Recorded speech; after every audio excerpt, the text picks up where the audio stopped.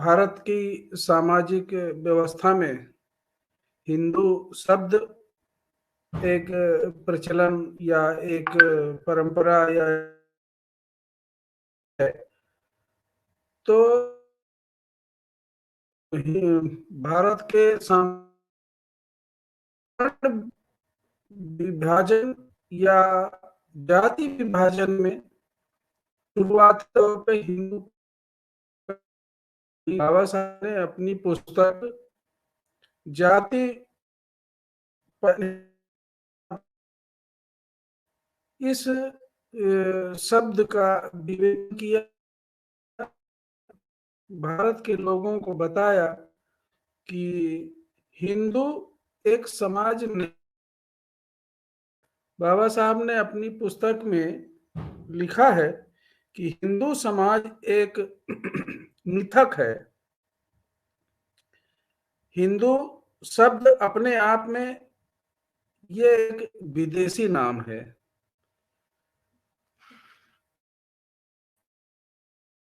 यहाँ के निवासियों को अपनी पहचान के लिए, तो मुस्लिम आक्रमणकारियों ने पहले किसी भी संस्कृत ग्रंथ में भी मुसलमान लोग यहाँ आए उससे पहले किसी भी संस्कृत ग्रंथ में हिंदू शब्द का उल्लेख नहीं मिलता है। हिंदुओं को एक संगीत नहीं माना जाता। हिंदुओं का ये जो समाज है ये जातियों का समूह है, कलेक्शन ऑफ कास्ट। व्यक्ति को हिंदू कह देने मात्र से पर्याप्त नहीं है। ब्राह्मण कोई भी व्यक्ति हो, आप कौन है अगर पूछा जाए हिंदू हूं, इससे संतुष्टि नहीं होती, ये पर्याप्त नहीं है। मैं ब्राह्मण,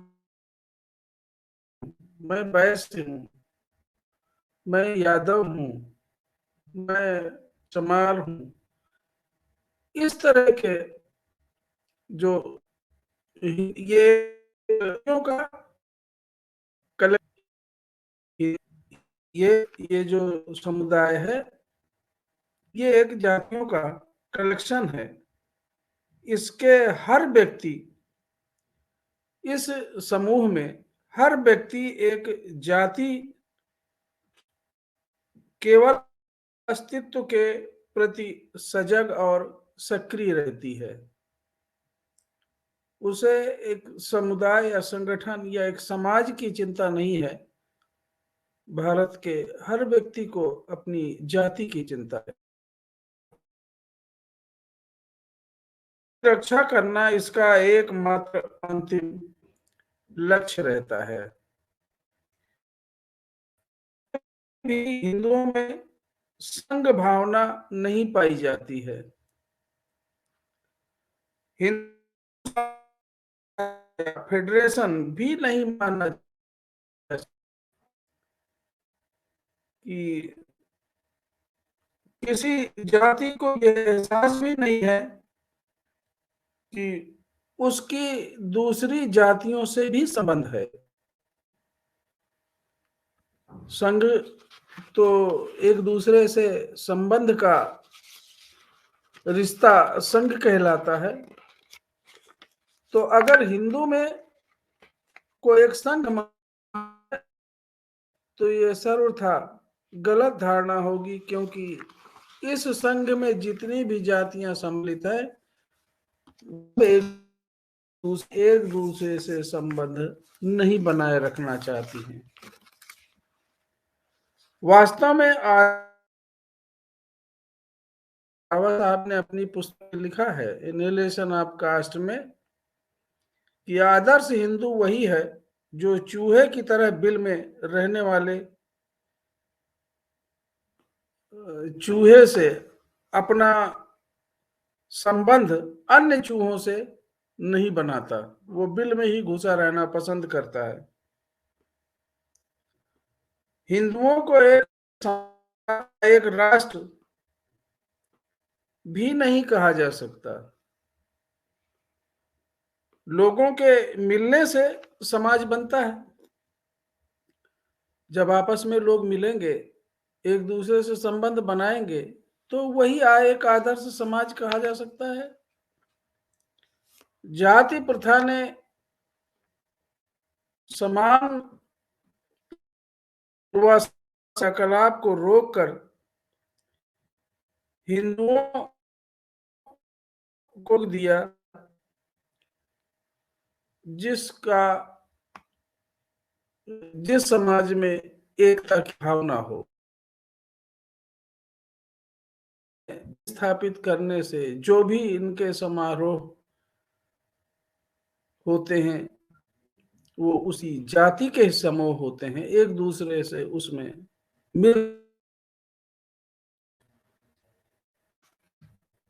तो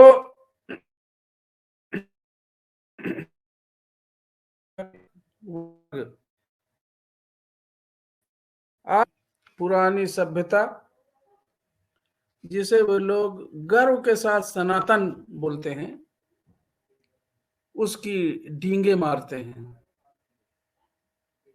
ऐसे देश में आदिवासी अपनी आदिम असभ्य अवस्था में ही रह गए। क्या इनके लिए कोई सनातन धर्म नहीं है? इनके लिए सनातन व्यवस्था नहीं है? आज भी वो उसी स्थिति में है जैसा हजारों साल से जंगलों में रहते आए हैं।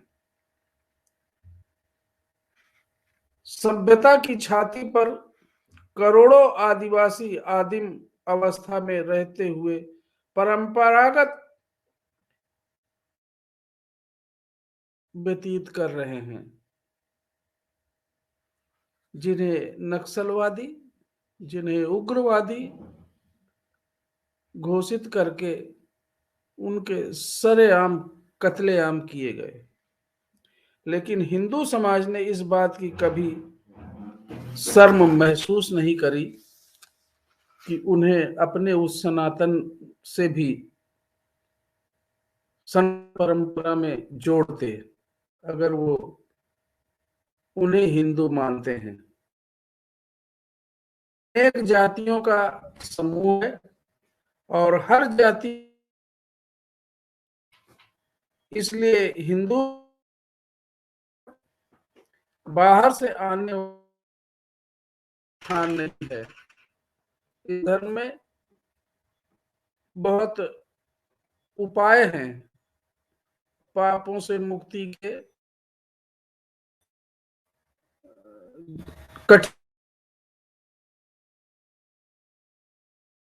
हवन के द्वारा सब कुछ संभव है। सारी व्यवस्थाएं अपने हिसाब से कर लेते हैं, लेकिन हवन के द्वारा किसी व्यक्ति को नीचे से ऊपर सम्मिलित कर लिया गया हो, ऐसा एक भी उदाहरण इस भारत के समाज में देखने को नहीं मिलता है। तो ये एक अनेक जातियों का ये जो समूह, वो अपने ही अंदर बंद है। उसकी एक सामाजिक एक रूपता बिल्कुल दिखाई नहीं देती। इसीलिए भारत में अनेक विभिन्नताएं, गैर बराबरी, शोषण, अन्याय, अत्याचार आज भी जारी है। मात्र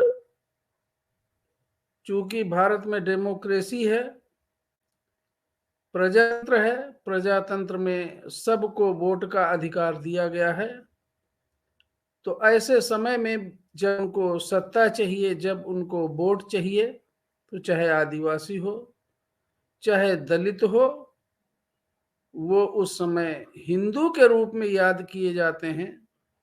चाहे पिछड़े हों, उन्हें हिंदू कहा जाता है, उसके बाद वो उसकी वही जाति है, उस जाति से अलग उसका कोई अस्तित्व नहीं है।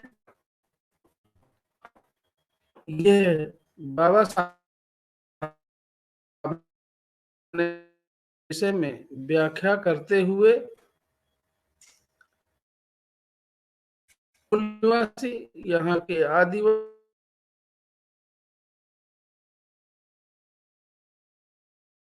है, ये हिंदू नहीं है।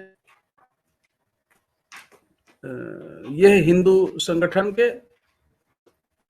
हिंदू सभ्यता के या किसी समाज के अंग नहीं है। यह एक अलग से एक वर्ग है जो बहुत पहले से रहा। तो साथियों, यह केवल दंगों के लिए, मंदिर मस्जिद के लिए लोगों को, ये शब्द ब्राह्मण, चूंकि उसकी आलोचना बड़े पैमाने पर हो रही थी, इसलिए बड़ी चालाकी से ये हिंदू शब्द जोड़ा तो इसे मुसलमान आक्रमण, मुसलमान एक गाली के रूप में, लेकिन इन्होंने इसे महिमा मंडित करके और हिंदू में लोगों को सत्ता प्राप्ति का जरिया बनाया हुआ है। इसके अलावा कुछ भी नहीं है।